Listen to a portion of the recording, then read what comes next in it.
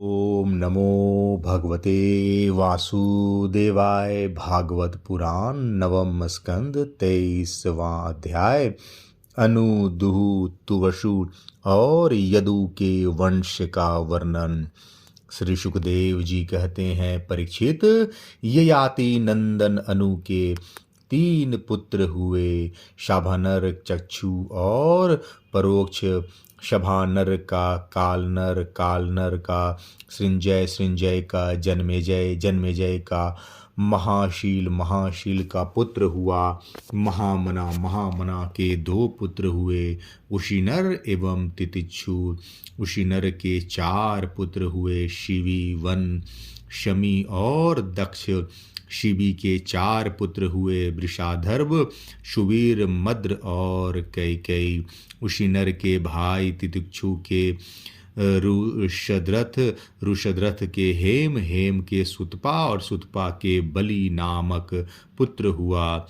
राजा बलि की पत्नी के गर्भ से दीर्घतमा मुनि ने 6 पुत्र उत्पन्न किए। अंग, वंग, कलिंग, शुह, पुंड्र और अंध्र। इन लोगों ने अपने अपने नाम से पूर्व दिशा में 6 देश बसाए। अंग का पुत्र हुआ खनपान, खनपान का दिविरथ, दिविरथ का धर्मरथ और धर्मरथ का चित्ररथ। यह चित्ररथ ही रोमपाद के नाम से प्रसिद्ध था। इसके मित्र थे अयोध्यापति महाराज दशरथ। रोमपाद को कोई संतान न थी, इसलिए दशरथ ने उन्हें अपनी शांता नाम की कन्या गोद दे दी। शांता का विवाह ऋषि श्रृंग मुनि से हुआ। ऋषि श्रृंग विभांडक ऋषि के द्वारा हरिणी के गर्भ से उत्पन्न हुए थे। एक बार राजा रोमपाद के राज्य में बहुत दिनों तक वर्षा नहीं हुई। तब गणिकाएं अपने नृत्य, संगीत, वाद, हाव भाव, आलिंगन और विविध उपहारों से मोहित करके ऋषि श्रृंग को वहां ले आए। उनके आते ही वर्षा हो गई। उन्होंने ही इंद्र देवता का यज्ञ कराया। तब संतानहीन राजा रोमपाद को भी पुत्र हुआ और पुत्रहीन दशरथ ने भी उन्हीं के प्रयत्न से 4 पुत्र प्राप्त किए। रोमपाद का पुत्र हुआ चतुरंग और चतुरंग का पृथुलाक्ष, पृथुलाक्ष के बृहद्रथ, बृहत्कर्मा और बृहरधानु 3 पुत्र हुए। बृहदत्र का पुत्र हुआ बृहन्मना और बृहन्मना का जयद्रथ। जयद्रथ की पत्नी का नाम था संभूति। उसके गर्भ से विजय का जन्म हुआ। विजय का धृति, धृति का धृतवर्त, धृतवर्त का सत्कर्मा और सत्कर्मा का पुत्र था अधिरथ। अधिरथ को कोई संतान न थी। किसी दिन वह गंगा तट पर कीड़ा कर रहा था कि देखा कि एक पिटारी में नन्हा सा शिशु बहा चला जा रहा है। वह बालक कर्ण था, जिसे कुंती ने कन्यावस्था में उत्पन्न होने के कारण उस प्रकार बहा दिया था। अधिरथ ने उसी को अपना पुत्र बना लिया। परीक्षित, राजा कर्ण के पुत्र का नाम था वृषसेन। ययाति के पुत्र द्रुह से बब्रू का जन्म हुआ। बब्रू का शेतु, शेतु का आरब, आरब का गांधार और गांधार का धर्म, धर्म का धृत, धृत का दुर्मना और दुर्मना का पुत्र प्रचेता हुआ। प्रचेता के 100 पुत्र हुए। ये उत्तर दिशा में मलिक्षों के राजा हुए। ययाति के पुत्र तुर्वसु का वही का भर्ग, भर्ग का भानुमान, भानुमान का त्रिभानु, त्रिभानु का उदार बुद्धि करंदम और कंधम का पुत्र हुआ मरुत। मरुत संतानहीन था, इसलिए उसने पूर्ववंशी दुष्यंत को अपना पुत्र बनाकर रखा था। परंतु परंतु दुष्यंत राज की कामना से अपने ही वंश में लौट गए। परीक्षित, अब मैं राजा ययाति के बड़े पुत्र यदु के वंश का वर्णन करता हूँ। परीक्षित, महाराज यदु का वंश परम पवित्र और मनुष्यों के समस्त पापों को नष्ट करने वाला है। जो मनुष्य इसका श्रवण करेगा वह समस्त पापों से मुक्त हो जाएगा। इस वंश में स्वयं भगवान पर ब्रह्म श्री कृष्ण ने मनुष्य के से रूप में अवतार लिया था। यदु के 4 पुत्र थे, सहस्त्रजीत, क्रोष्टा, नल और रिपु। सहस्त्रजीत से सत्यजीत का जन्म हुआ।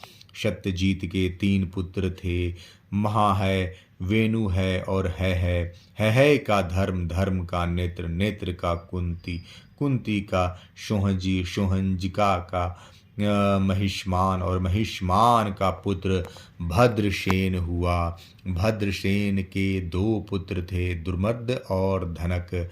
धनक के 4 पुत्र हुए, कृतवीर, कृताग्नि, कृतवर्मा और कृतौजा। कृतवीर का पुत्र अर्जुन था। वह 7 द्वीपों का एक छत्र सम्राट था। उसने भगवान के अंशावतार श्री दत्तात्रेय जी से योग विद्या और अनिमा, लंघिमा आदि बड़ी बड़ी सिद्धियां प्राप्त की थी। इसमें संदेह नहीं है कि संसार का कोई भी सम्राट यज्ञ, ज्ञान, तपस्या, योग, शास्त्र ज्ञान, पराक्रम और विजय आदि गुणों में कृतवीर अर्जुन की बराबरी नहीं कर सकेगा। सहस्त्रबाहु अर्जुन 85,000 वर्ष तक 6 इंद्रियों से अक्षय विषयों का भोग करता रहा। इस बीच में न तो उसके शरीर का बल ही छीन हुआ और न तो कभी उसने यही स्मरण किया कि मेरे धन का नाश हो जाएगा। उसके धन की नाश की तो बात ही क्या है, उसका ऐसा प्रभाव था कि उसके स्मरण से दूसरे का खोया हुआ धन भी मिल जाता था। उसके हजारों पुत्रों में से केवल 5 ही जीवित रहे। शेष सब परशुराम जी के क्रोधाग्नि में भस्म हो गए। बचे हुए पुत्रों का नाम थे जयध्वज, शूरसेन, वृषभ, मधु और उर्जिता। जयध्वज के पुत्र का नाम था तलांजंग। तलांजंग के 100 पुत्र हुए। वे तलांजंग नामक क्षत्रिय कहलाए। महर्षि औरव की शक्ति से राजा सगर ने उनका संहार कर डाला। उन 100 पुत्रों में सबसे बड़ा था वितिहोत्र। वितिहोत्र का पुत्र मधु हुआ। मधु के 100 पुत्र थे, उनमें सबसे बड़ा था वृष्णि।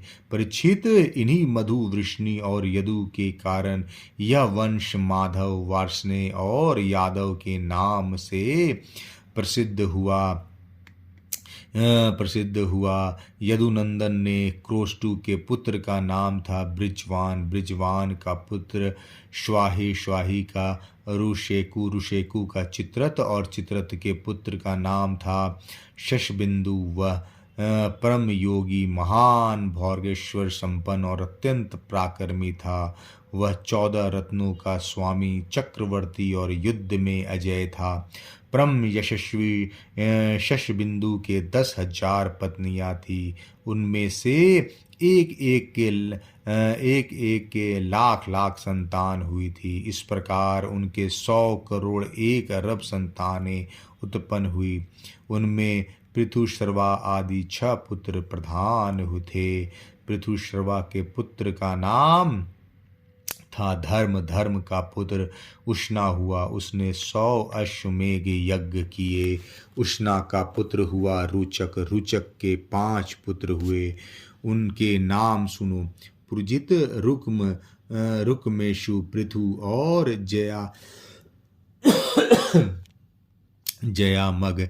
जयामग की पत्नी का नाम था शौब। जयामग बहुत दिनों तक कोई संतान न हुई, परंतु उसने अपनी पत्नी के भय से दूसरा विवाह नहीं किया। एक बार वह अपने शत्रु के घर से भोज्या नामक कन्या हर लाया। जब शौब्या ने पति के रथ पर उस कन्या को देखा तो वह चिढ़कर अपने पति से बोली, कपटी, मेरे बैठने की जगह पर आज किसे बैठा कर लिए आ रहे हो?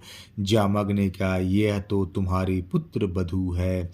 शव्या ने मुस्कुराकर अपने पति से कहा, मैं तो जन्म से ही बांझ हूँ और मेरी कोई सौत भी नहीं है, फिर यह मेरी पुत्र बधू कैसे हो सकती है? जामग ने कहा, रानी, तुमको जो